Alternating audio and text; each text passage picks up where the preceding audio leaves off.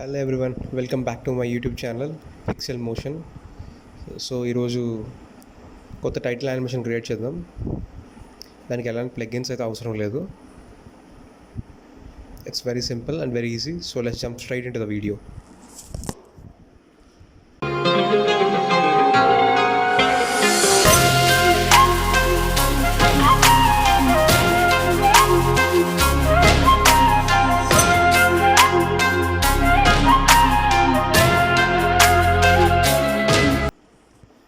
After effects open చేసిన తర్వాత let's take a new composition name వచ్చి మహాబ్లాగ్స్ అని ఇస్తున్నా. అండ్ కాంపోజిషన్ రిజల్యూషన్ వచ్చి 1920x1080 తీసుకుంటున్నా. ఓకే, నౌ టెక్స్ట్ టూల్ తీసుకొని మనకు కావాల్సిన టెక్స్ట్ అక్కడ ఇద్దాం. నేనైతే ప్రస్తుతం మహాబ్లాగ్స్ అని ఇస్తున్నా. ఆఫ్టర్ దాట్ చూడండి, ఈ టెక్స్టూల్ ఒక యాంకర్ పాయింట్ అనేది ఇక్కడ ఉంది, ఇక్కడ కనిపిస్తుంది కదా, ఇక్కడ ఉంది అనమాట.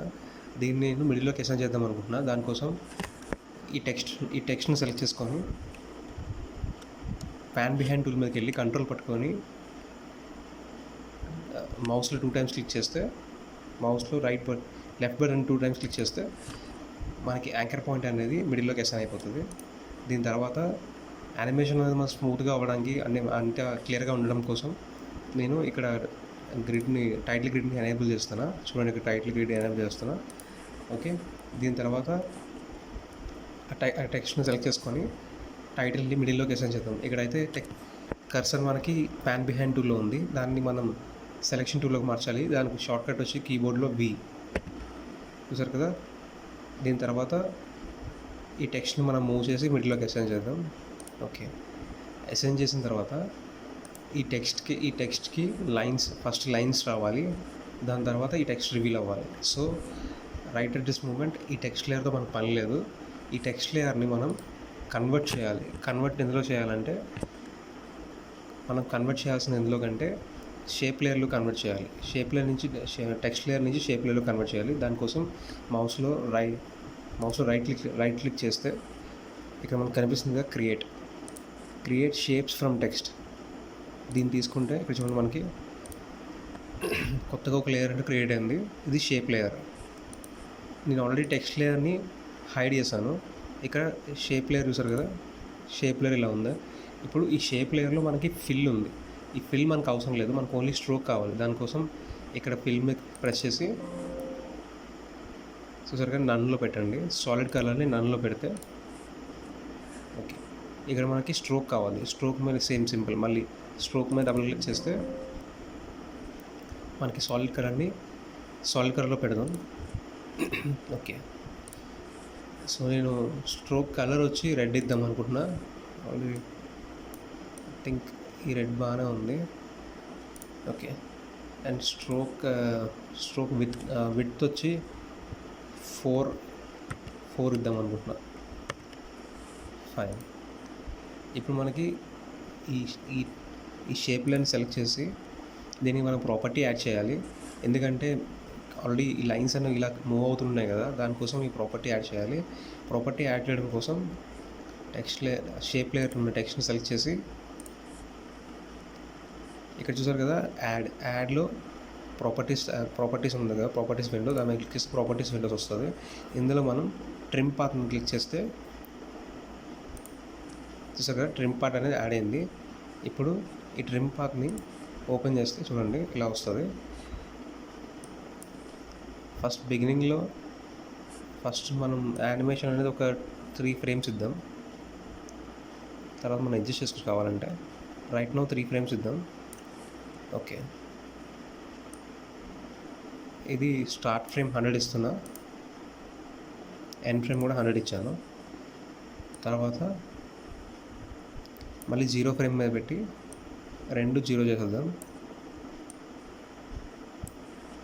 ఓకే, ఇప్పుడు ఈ యానిమేషన్ స్మూత్గా అవ్వడం కోసం మనం ఈ కీ ఫ్రేమ్స్ని ఈజీ చేయాలి. దానికోసం ఈ కీ ఫ్రేమ్స్ అన్ని సెలెక్ట్ చేసి మౌస్లో రైట్ క్లిక్ చేస్తే కీ ఫ్రేమ్ అడ్జస్టెంట్ వస్తుంది. కీ ఫ్రేమ్ అడ్జస్టెంట్లో ఈజీ చేయాలి, లేదా షార్ట్ కట్ కీ వచ్చి కీబోర్డ్లో F9. ఓకే, దీని తర్వాత స్టార్ట్ లేయర్లో ఉన్న కీ ఫ్రేమ్స్ని ఒక ఒక 2-3 ఫ్రేమ్స్ ముందుకు మూవ్ చేద్దాం.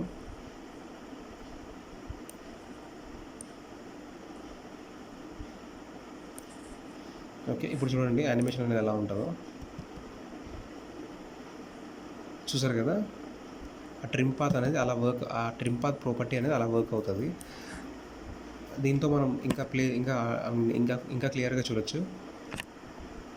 రైట్ నో నాకు ఇది సరిపోతుంది కాబట్టి దాన్ని అలా ఉంచేస్తున్నా. మీకు కావాలనుకుంటే ఈ కీ ఫ్రేమ్స్ని అడ్జస్ట్ చేస్తూ మీకు కావాలనుకున్న లెంత్ దగ్గర ఆపొచ్చు దాన్ని. చూడండి, ఇప్పుడు నేను కీ ఫ్రేమ్స్ ముందుకి వెనక్కి మూవ్ చేయడం వల్ల చూడండి, కీ ఫ్రేమ్స్ ముందుకి వెనక్కి మూవ్ చేయడం వల్ల చూసారా యానిమేషన్ ఇలా స్మూత్గా అవుతుంది. ఇప్పుడు ఈ టెక్స్ట్ లేయర్ని క్లోజ్ చేసి దీనికి మనం మోషన్ బ్లర్ యాడ్ చేద్దాం. అండ్ ఆల్సో ఈ టెక్స్ట్ లేయర్కి కాస్త డల్గా ఉంది కాబట్టి మనం దానికి ఒక గ్లో ఎఫెక్ట్ ఇద్దాం. ఎఫెక్ట్స్ అండ్ ప్రీసెస్కి వెళ్ళి గ్లో అనేది సెర్చ్ చేస్తే మనకు ఎఫెక్ట్ దొరుకుతుంది. చూసారు కదా, గ్లో స్టైలైజ్లో గ్లో అనే ఆప్షన్ ఉంది కదా, దీన్ని తీసుకొచ్చి ఇక్కడ డ్రాగ్ అండ్ డ్రాప్ చేయండి. డ్రాగ్ అండ్ డ్రాప్ చేసిన తర్వాత చూడండి ఆ లేయర్ ఎలా మారిందో చూసారా, గ్లో ఎఫెక్ట్ దానికి యాడ్ అయింది. దానివల్ల అది కొద్దిగా బాగా క్లియర్గా కనిపిస్తుంది. ఓకే, ఇప్పుడు మనం ఆ టెక్స్ట్ లేయర్ మళ్ళీ ఆ షేప్ లేయర్ని సెలెక్ట్ చేసుకొని దాన్ని మనం డూప్లికేట్ చేద్దాం. డూప్లికేట్ మీకు ఎన్ని కావాలని నేను చేసుకోవచ్చు. రైట్ నో నేనైతే 2 చేస్తున్నా. ఓకే, సో దీన్ని ఒక 1-2 ఫ్రేమ్స్ ముందుకు మూవ్ చేద్దాం.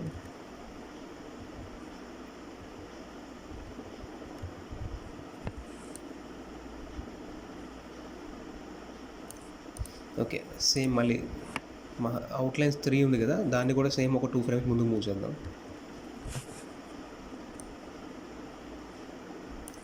ఓకే, నా ఈ అవుట్లైన్కి ఉన్న కలర్ని మార్చితే చూడండి, ఈ కలర్ వచ్చి ఐఎమ్ టేకింగ్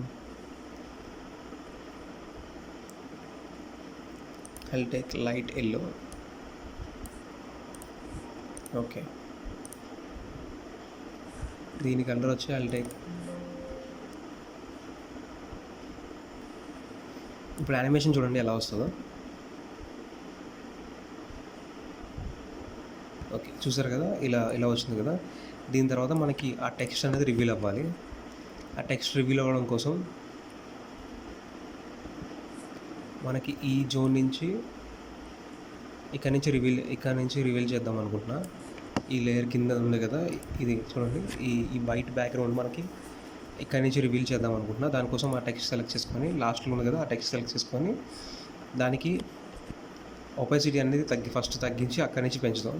దానికోసం కీబోర్డ్లో టీ ప్రెస్ చేస్తే ఒపాసిటీ ఆప్షన్ వస్తుంది. దానికి స్టాప్ వాచ్ ఎనేబుల్ చేసి, ఆల్రెడీ కీ ఫ్రేమ్ ఎనేబుల్ అయింది, దీన్ని నేను 0 పెడుతున్నా. ఓకే, ఒక 3 ఫ్రేమ్స్ ముందుకు వెళ్ళిన తర్వాత ఇది పూర్తిగా ఎనేబుల్ అయిపోవాలి. సో ఓకే, ఈ కీ ఫ్రేమ్స్ని ఈజీ చేద్దాం. స్మూత్ యానిమేషన్ కోసం కీబోర్డ్లో F9 ప్రెస్ చేస్తే ఈజీ అవుతుంది. ఓకే, ఒకసారి యానిమేషన్ ఎలా వచ్చింది చూడండి. ఇప్పుడు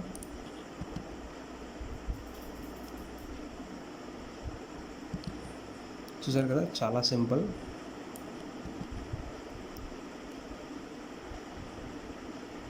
దాట్స్ ఇట్. చాలా సింపుల్ యానిమేషన్ అండ్ చాలా ఈజీ. దీన్ని మనం ఇంకా అడిషనల్గా ఇంకా చాలా యాడ్ చేసుకోవచ్చు. లైక్ ఇప్పుడు మీరు ఇదే యూట్యూబ్కి యూజ్ చేస్తున్నారంటే దానికోసం ఒక లైన్స్ ఇలా వెళ్తున్నట్టు చేయొచ్చు. దానికోసం మనం చూడండి, ఒక న్యూ కాంపోజిషన్ తీసుకుందాం. ఇక్కడ కనిపిస్తుంది కదా, క్రియేట్ న్యూ కాంపోజిషన్ తీసుకుందాం. కాంపోజిషన్ నేమ్స్ వచ్చి నేను లైన్స్ అని ఇస్తున్నాను. Same width and resolution, width height వచ్చి నేను 1920x1080 తీసుకుంటున్నా. ఓకే, కొత్త కాంపోజిషన్ వస్తుంది. దీనికి నేను ఫస్ట్ ఒక షేప్ లేయర్ క్రియేట్ చేద్దాం. షేప్ లేయర్ క్రియేట్ చేసిన కోసం పెన్ టూల్ తీసుకుంటున్నా. పెన్ టూల్ తీసుకొని చూడండి, ఇలా ఈ ఎడ్జ్ నుంచి ఈ ఎడ్జ్కి ఒక లైన్ క్రియేట్ చేశాను. క్రియేట్ చేసిన తర్వాత దీనికి ఒక స్ట్రోక్ కలర్ వచ్చి ఫస్ట్ రెడ్ కలర్ ఇస్తున్నా, సమ్వాట్ థిక్ రెడ్. ఇప్పుడు దీన్ని స్ట్రోక్ సైజ్ పెంచుదాం. స్ట్రోక్ సైజ్ పెంచిన తర్వాత ప్రస్తుతం దీన్ని మిడిల్లో పెడుతున్నా, అందరికీ అర్థం అవడం కోసం దీన్ని మిడిల్లో పెడుతున్నా. ఓకే, ఇప్పుడు ఈ షేప్ లేయర్లోకి వెళ్ళి కంటెంట్స్లోకి వెళ్ళి షేప్స్ అని ఉంది కదా, దీంట్లోకి వెళ్ళండి. దీంట్లోకి వెళ్ళిన తర్వాత స్ట్రోక్ ఉంది కదా, స్ట్రోక్లోకి వెళ్తే ఇక్కడ మీకు లైన్ క్యాప్ అని ఉంది కదా, ఇక్కడ చూడండి, ఇక్కడ స్క్వేర్లో ఉంది. దీన్ని మనం కన్వర్ట్ చేసి రౌండ్ క్యాప్లో పెడితే చూసారా అది ఎలా కన్వర్ట్ అయిందో, రౌండ్ క్యాప్లో కన్వర్ట్ అయింది. మళ్ళీ సేమ్ ఇప్పుడు ప్రాపర్టీ యాడ్ చేయండి, trim path property. Same trim path property add చేయడం కోసం ఇక్కడ యాడ్ ఉంది కదా, ఆ యాడ్ ప్రాపర్టీలోకి వెళ్ళి trim path. Okay, trim path property add అయింది, చూసారు కదా ఇక్కడ ట్రిమ్ పాత్ ప్రాపర్టీ యాడ్ అయింది. దీన్ని ఓపెన్ చేసి సేమ్ ఫస్ట్ మనం సెట్ చేయాలనుకుంటుంది కొంచెం తగ్గిద్దాం, ఎండ్ సైజ్ బాగా ఎక్కువైపోయింది. ఓకే, అండ్ స్టార్ట్ సైజ్ కూడా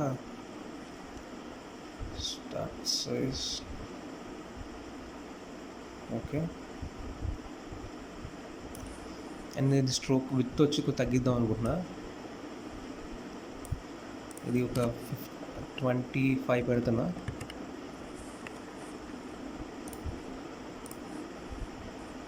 ఓకే, 25 పెట్టిన తర్వాత దీనికి కీ ఫ్రేమ్ ఇద్దాం. ఆఫ్సెట్ క్రియేట్ చేద్దాం ఫస్ట్. ఆఫ్సెట్ ఏం చేస్తుంది అంటే జనరల్గా ఈ లైన్ ఉంది ఈ లైన్ ఉంది కదా, ఆఫ్సెట్ ఏంటంటే ఈ లైన్ ఉంది కదా, ఈ లైన్లో చూడండి ఇక్కడ ఆఫ్సెట్ వాల్యూ పెంచుతుంటే ఏమవుతుందంటే ఆ లైన్లో ఉన్న అలా కంటిన్యూస్గా మూవ్ అవుతూనే ఉంటుంది అనమాట. చూసారా, అలా కంటిన్యూస్గా మూవ్ అవుతూ ఉంటుంది. దానికోసం నేను ఏం చేస్తున్నా అంటే ఫస్ట్ ఆఫ్సెట్ వాల్యూ 0 ఇస్తున్నా.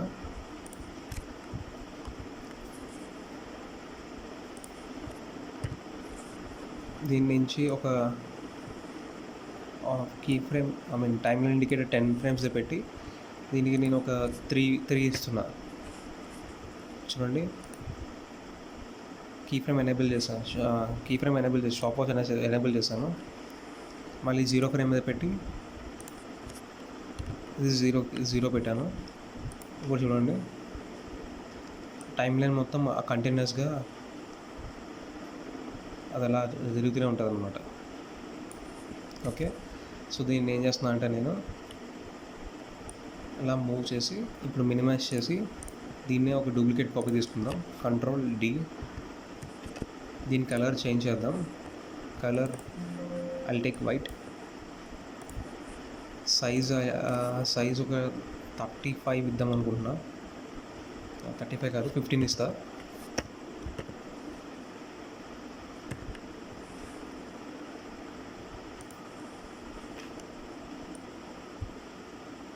ఓకే,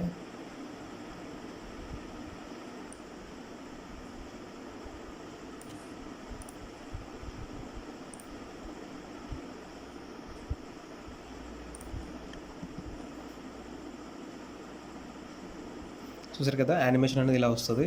ఇప్పుడు మళ్ళీ సింపుల్ ఈ షేప్ లేయర్స్ రెండు మళ్ళీ Ctrl+D షిఫ్ట్ పట్టుకొని షేప్ లేయర్స్ రెండు సెలెక్ట్ చేసుకొని Ctrl+D ప్రెస్ చేస్తే ఆ రెండు డూప్లికేట్ అన్ని జనరేట్ అవుతాయి. ఇప్పుడు ఈ రెండింటిని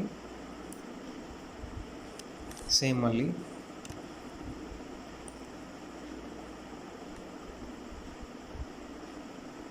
సింపుల్ ఈ రెండింటికి కీబోర్డ్లో ప్రెస్ చేసి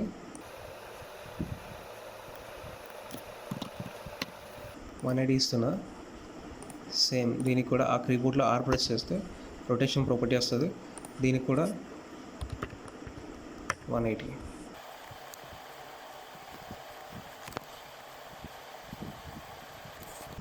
సింపుల్, చూసారు కదా. ఇప్పుడు దీన్ని ప్రీకంపోజ్ చేయండి. ఈ లేయర్స్ అన్ని సెలెక్ట్ చేసి రైట్ క్లిక్ చేసి మౌస్లో ప్రీకంపోజ్ ఆప్షన్ ఉంది కదా, దాని మీద క్లిక్ చేయండి. ప్రీకంపోజ్ నేమ్ వచ్చి లైన్స్ అని ఇస్తున్నా. ఓకే మీద ప్రెస్ చేయండి. ఇప్పుడు ఆల్రెడీ మనం క్రియేట్ చేసిన మహా బ్లాక్స్ ఉంది కదా, దాని మీదకి వెళ్ళి దాన్ని లైన్స్ కాబట్టి దాన్ని తీసుకొచ్చి ఇక్కడ డ్రాగ్ అండ్ డ్రాప్ చేయండి. If this video is anyway helpful to you, please like, share and comment. Thank you.